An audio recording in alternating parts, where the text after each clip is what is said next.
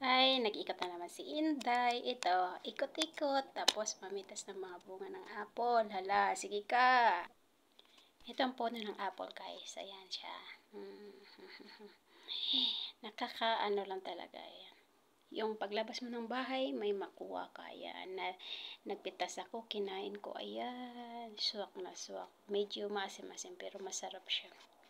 Hindi katulad ng ibang apple na yung masyadong matamis, ng ganun ba. Pero ito, hagpokid siya. Ayan, ang bunga sa taas. Napakarami.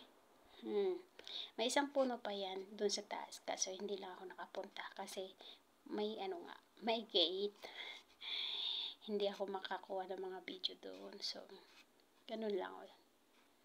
Ayan. Hindi siya mataas. Naba lang siya balaw. Naba lang puno. Tapos ang mga bunga nasa dalom na. Ayan, ang beautiful flower niya. Ayan, si flower niya. Ang ganda, diba? Oo, natakpan siya ng daon. Ayan uli. Oy. Diba? Magandang bulaklak ng apple.